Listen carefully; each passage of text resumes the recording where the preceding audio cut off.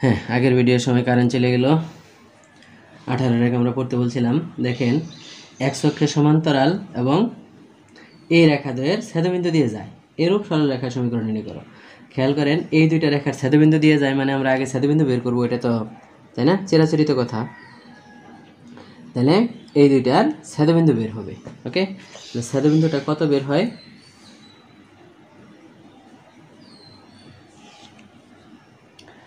হিসাব করেন। তাহলে আমরা অপনয়ন করে সমাধান করব, সমাধান করলে এই বিন্দুটা বের হয়ে যাবে। কেমন? এখন যেটা দেখেন, হ্যাঁ, এক্স অক্ষের সমান্তরাল বলছে, মনে আছে আমরা তো অক্ষের সমান্তরাল রেখার সূত্র বলি নাই, বলছিলাম অক্ষের লম্ব রেখা। তাহলে যে এক্স অক্ষের সমান্তরাল সে কিন্তু আসলে ওয়াই অক্ষের লম্ব, তাই না? এইটাই আমরা উদাহরণ দেওয়ার সময় বলছিলাম যে তাহলে এক্স অক্ষের সমান্তরাল মানে আসলে ওয়াই অক্ষের লম্ব, তাই না? তাহলে আমরা ওয়াই অক্ষের লম্ব রেখার সমীকরণ লিখব। কি হবে বলেন? ওয়াই ইকুয়াল টু বিন্দুটার ওয়াইয়ের স্থানাঙ্ক, মনে আছে? তাহলে সেইখান থেকে কিন্তু আমরা জাস্ট ওই যে ওয়াই মাইনাস 1 ইকুয়াল টু 0 লিখে দিলেই শেষ। কেমন? 2 নম্বরটা একই, এক্স অক্ষের সমান্তরাল বলছে, তার মানে ওয়াইয়ের লম্ব, আর এই রেখা দুইটার ছেদবিন্দু কি আমরা বের করতে পারবো না? ওকে, তাহলে ছেদবিন্দুটা সমাধান করে বের করবেন এবং ওয়াই ইকুয়াল টু ওয়াইয়ের স্থানাঙ্কটা বসাই দিবেন, শেষ।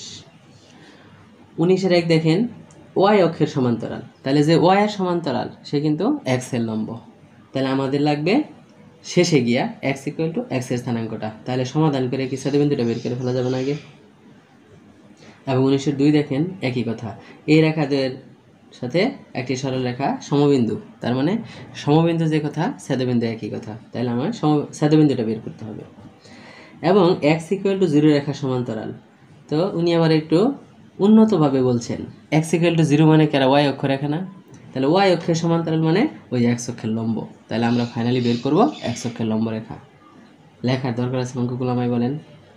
মনে হয় না। তাহলে জাস্ট এইভাবে কাজগুলো করে ফেললেই হবে। ওকে, এরপরে হ্যাঁ 3 নম্বরটা 19-এর 3 আছে, দেখেন একটি সরল রেখা এত এত রেখাদ্বয়ের সাথে সমবিন্দু, তার মানে আবার ছেদবিন্দু, তাই না? এবং এক্স ইকুয়াল টু ওয়াই রেখার সমান্তরাল, তাহলে এটা আমরা একটু লিখি। কেমন? এই যে ছেদবিন্দু সেটা আমরা বের করে ফেলতে পারবো। কেমন? তাহলে আপনি অপনয়ন করে করবেন অথবা বজ্রগুণন, অনেকগুলো পদ্ধতি আছে সমাধানের, তাই না? যেভাবে করেন, করার পরে যে ছেদবিন্দুটা বের হবে সেটা আমি লিখে দিই। তাহলে 19-এর দেখেন ছেদবিন্দু তো হয়ে গেল। এখন ওই যে এক্স ইকুয়াল ওয়াই ছিল, কিন্তু আমরা ওটার এক্স মাইনাস ওয়াই 0 লিখতে পারি। এই রেখা সমান্তরাল রেখা হলে তো খালি একটা কে আসবে, তাই না? আর এই বিন্দুগামী, তাহলে এখান থেকে কে এর মান চলে আসলো -58/23। তাহলে এখান থেকে সমীকরণে ওই কে এর মানটা বসাই দিলে এরকম একটা উত্তর পাবেন। কেমন? তাহলে প্রসেসগুলো কিন্তু একই। কেমন? এরপরে 20-এর 1 নম্বর অঙ্ক পড়েন আস্তে ধীরে। দুইটি সরলরেখা সমীকরণ নির্ণয় করো যাদের অক্ষদ্বয়ের ছেদক অংশের সংখ্যা মান সমান। অক্ষদ্বয়, মনে আছে? এই অক্ষদ্বয় কথাটা বলা থাকলে সাথে ছেদক থাকবেই, তাই না? থাকবেই। এবং এইটা থাকলে সমীকরণ কোনটা ব্যবহার করতে হয় সরলরেখার, সেটা কিন্তু আমরা বলছিলাম x/a প্লাস y/b = 1। কিন্তু সেই সমীকরণের 3টা স্পেশাল কেস ছিল, তাই না? ওই যে সমমান সমচিহ্ন, সমমান বিপরীত চিহ্ন, আরেকটা ছিল সমসাংখ্যিক মান, মনে পড়ে? তাদের মধ্যে বলেন তো এই অঙ্কটা কোনটা? আবার পড়েন, দেখেন ছেদক অংশের সংখ্যা মান সমান, তার মানে আমাদের সমীকরণ কোনটা নেওয়া লাগবে? x plus minus Y equal to A. Unknown কয়টা বলেন? অনলি 1, একটা এ। একটা আননোন বের করার জন্য আমাদের কি দরকার? হয় বলবো একটা বিন্দুগামী, না হয় মনে আছে তো ওই যে দূরত্ব সূত্র। এই অঙ্কে শেষ পর্যন্ত দেখেন। এবং যারা এত এত রেখা দুইটির ছেদবিন্দু দিয়ে যায়, তাহলে আমাদের এখান থেকে ছেদবিন্দুটা বের করতে হবে, তাই না? এই রেখা দুইটার ছেদবিন্দু, তাহলে হিসাব করে ছেদবিন্দু ওই যে আপনি আগের মতো করে লিখবেন যে 1 নং 2 নং রেখা, তাই না? যোগ কইরা বা বিয়োগ কইরা অথবা একটারে গুণ কইরা, তাই না? এটা আমার মনে হয় করে দেওয়ার দরকার নেই। তাহলে ছেদবিন্দুটা কত পাই সেটা আমরা লিখে ফেলি। কেমন? -1 1। ওকে, তাহলে এইটা যখন, তখন কিন্তু আমরা এবার -1 1 বিন্দুগামী, তাই না? বিন্দুগামী। তাহলে এটা হলে x plus minus Y equal to ছিল a, তার মানে -1 প্লাস -1 ইকুয়াল টু a। তাহলে এখান থেকে কিন্তু দুইটা এর মান চলে আসবে, একটা এ আসবে প্লাস নিলে, তাই না? তাহলে আমরা প্লাস নিলে a ইকুয়াল টু আসবে হলো 0, আর মাইনাস নিলে a ইকুয়াল টু আসবে হলো -2, তাই না? তাহলে আমরা দুইটা সমীকরণ পাবো। অতএব নির্ণয় সমীকরণ দ্বয়। কেমন? খেয়াল করেন, যখন আমরা এর মান 0 পাইছিলাম তখন কি নিয়া মাঝখানে প্লাস নিয়া, তাহলে এখানে আমাদের লিখতে হবে x প্লাস ওয়াই ইকুয়াল 0, কারণ প্লাসের জন্য এর মানটা 0। আর মাইনাস নিয়ে পাইছিলাম হলে এর মান -2, তাহলে তখন সমীকরণও কি লিখতে হবে x minus Y equal to এর মান -2। কেমন? তাহলে ওটার এই পাশে খালি একটু নিয়ে আসলেই অঙ্কটা হয়ে যাবে, তাই না? বুঝা গেছে? তাহলে অক্ষদ্বয় বলা থাকলেই সেটা কিন্তু ছেদক রেখা, সেটা যেই চ্যাপ্টারেই হোক, হ্যাঁ, এই চ্যাপ্টার হোক অন্য কোনো জায়গায় হোক, কোনো সমস্যা নাই। 20-এর 2 নম্বরের দিকে তাকান, এত এবং এত রেখাদ্বয়ের ছেদবিন্দু দিয়ে যায়, তার মানে আমাদের আবার প্রথম কাজ কি করা লাগবে? ছেদবিন্দু নির্ণয়। এবং অক্ষদ্বয় হইতে একই চিহ্ন বিশিষ্ট সমান সমান অংশ ছেদ করে। তাহলে বলেন, একই চিহ্ন বিশিষ্ট সমান অংশ ছেদ করলে আমরা সমীকরণ কোনটা দিতাম? x plus Y equal to a। মনে আছে? কারণ এখানে সমচিহ্ন বলছে, একই চিহ্ন মানে কি সমচিহ্ন না? এখন দেখেন ওই যে ছেদবিন্দু, তাহলে ছেদবিন্দুটা নির্ণয় করা লাগবে, তাই না? সেটা আমরা লেখা দেই, হ্যাঁ, 3/23 8/23 আপনার বের করা লাগবে। এখন বলেন এই বিন্দুগামী, তাই না? তাহলে 3/23 8/23 বিন্দুগামী, যেহেতু একটা আননোন, বিন্দুগামী মানে সিদ্ধ করে দিলেই হবে। তাহলে আমি ডাইরেক্ট বসাই দিলাম x এর জায়গায় 3/23, y এর জায়গায় 8/23 ইকুয়াল টু a। তার মানে এখান থেকে এর একটা মান পায়ে ফেলবেন। কেমন? তাহলে এর মানটা কত আসবে? হ্যাঁ, 11/23, তাই না? তাহলে নির্ণয় সমীকরণ। কেমন? ঠিক আছে। তাহলে এর মান যখন এটা চলে আসলো, আমরা নির্ণয় সমীকরণ মানে যে এর জায়গায় এর মানটা খালি বসাই দিলাম। কেমন? তাহলে প্রত্যেকটা অঙ্ক আলাদা আলাদা করে চিন্তা করা যাবে না। আমরা জানি সরল রেখার মোট সূত্র হইল ওই 10টাই, এবং যাই অঙ্ক থাক ওই 10টার মধ্যেই থাকবে, তাই না? সো ওইগুলোই আমরা প্রয়োগ করব। কেমন? আর দুইটা মাত্র কথা ছিল, আননোন একটা থাকলে আর আননোন দুইটা থাকলে। তাহলে দেখেন এখানে কিন্তু একটা আননোন, তো যখনই একটা আননোন তখন কিন্তু আমরা ওই কথাগুলো ব্যবহার করতেছি, হয় বিন্দুগামী না হয় দূরত্ব সূত্র। কেমন? তাহলে 20-এর 3 আস্তে ধীরে পড়েন, সেটার ক্ষেত্রে দেখেন একই রকমেরই কথা। কেমন?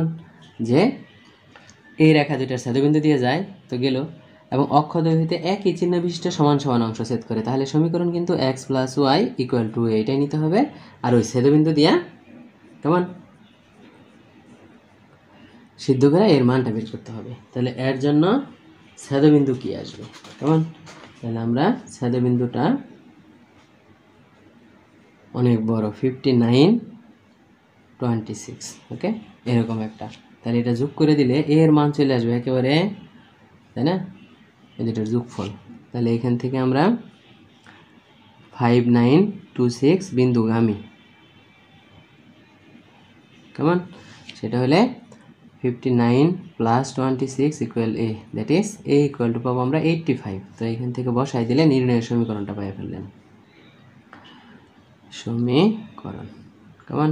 তাহলে x plus Y equal to 85। তো এইটা মাইনাস এই পাশে আনলে যেইভাবে আপনার মন চায় রাখতে পারবেন, কোনো সমস্যা নেই। 20-এর 4 নম্বর, দুটি সরলরেখার সমীকরণ নির্ণয় করো যারা এত এত রেখা দুইটির ছেদবিন্দু দিয়ে যায়। আবার কিন্তু কাজ ওই একটাই, এবং অক্ষ দুইটি হইতে সমান সংখ্যা মানের অংশ ছেদ করে। তার মানে এটা কিন্তু একের মতো সংখ্যা মান বলছে, তার মানে প্লাস মাইনাস নেওয়া লাগবে, তাই না? তাহলে সেই ক্ষেত্রে আগে কাজ হচ্ছে ছেদবিন্দুটা বের করবেন, তাই না? আর পরের কাজ হচ্ছে ওই যে সমীকরণ হবে x plus minus Y equal to a। তাহলে আমি ছেদবিন্দুটা বের করে একটু বসানোর চেষ্টা করি।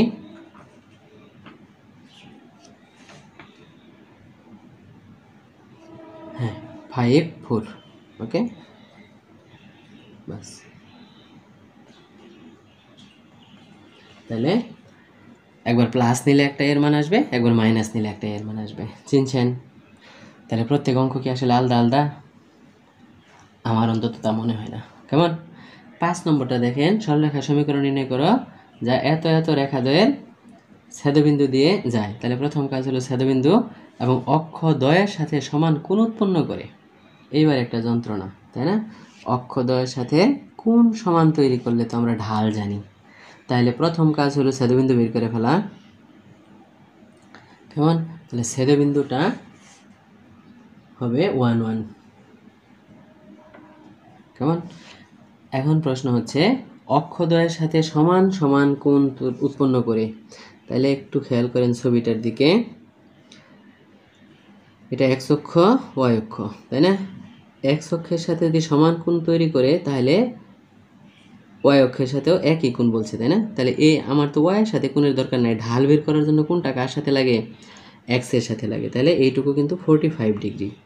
এখন আমাকে কিন্তু এটা স্পষ্ট করে বলে নাই অঙ্কে যে এটা খালি প্রথম চতুর্ভাগে ছবিটা আঁকা যাবে।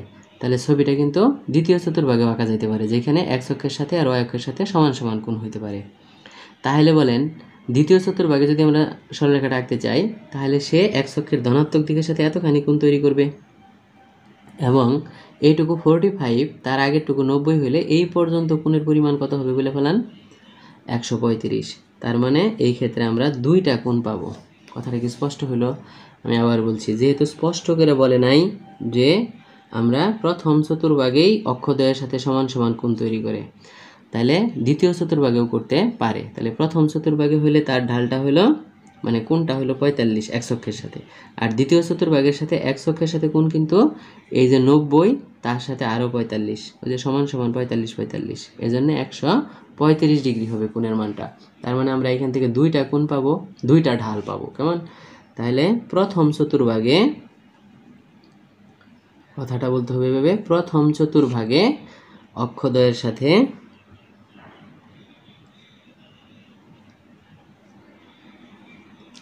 তাই না সমান কোণ তৈরি করলে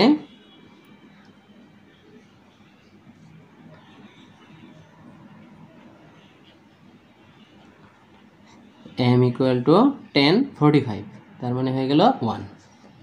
কেমন? তাহলে m যখন 1 তখন আমরা কিন্তু একটা বিন্দু পাইছিলাম 1 1, মনে আছে? সেই 1 1 যেই দিক দিয়েই হোক সেরকম। তাহলে 1 1 বিন্দু আর এই যে ঢাল, একটা সমীকরণ কি পাওয়া যাবে না? হ্যাঁ।